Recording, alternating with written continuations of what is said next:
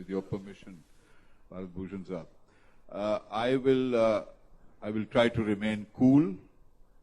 I will not become intense, but I do want to submit that I am surprised and disappointed that this discussion has gone to the level of questioning the very rationale for Pakistan.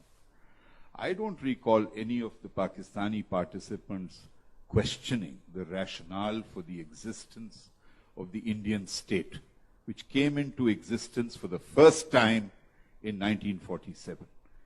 Pre-1947, India was a region. Never a state that represented the totality of the territory which today is composed by Bangladesh, Pakistan, and India.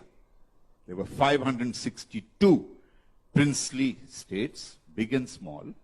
At no one time were all those territories combined under a single Indian political structure called a state.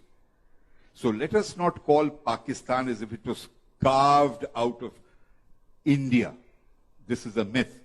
It was a process of independence of two states, not partition.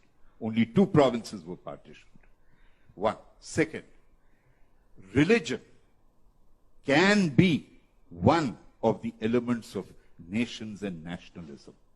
Scholars have studied this phenomenon and have come to the conclusion that there can be no scientific definition of what constitutes a nation. Benedict Anderson thinks imagined communities are nations. Hugh Seaton Watson, who is acknowledged as possibly the finest authority in English on national history, says it is not possible to define what is nationalism.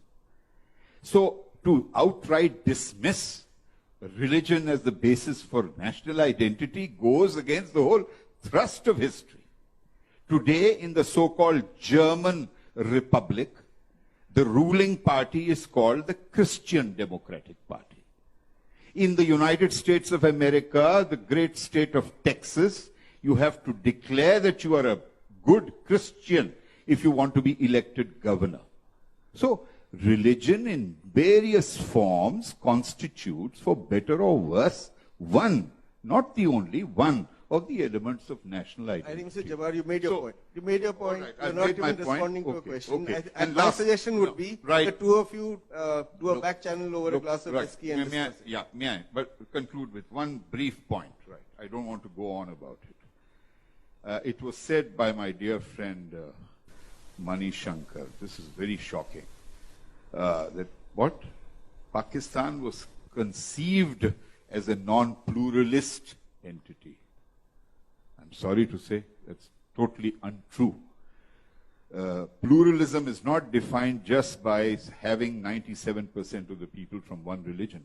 Pluralism is about multiplicity of languages, dialects, ethnicities, geographies. By every one of those measures, Pakistan's genesis was pluralist, and it remains so. Just as India's Muslims are diverse, just as India's society is diverse, so is Pakistani society. And 1971 did not represent the rejection of the two-nation theory. It represented the rejection of the two-state theory.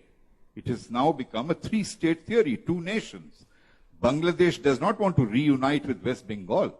They are conscious of being Muslim and they want to remain Muslim. You know, this is really unfair. Now you're taking time away from the audience. But so fundamental, I mean, you make such a strong, sweeping statement to erode, question, denigrate Pakistani national identity. We didn't do that. I mean, I didn't do it. I didn't say there's no basis for India to exist. India has a very great right to exist. It's an extraordinary country, and may you prosper. But we should not demean dialogue by questioning the very right to exist on the basis of certain claimed identities. Fair enough. Question here.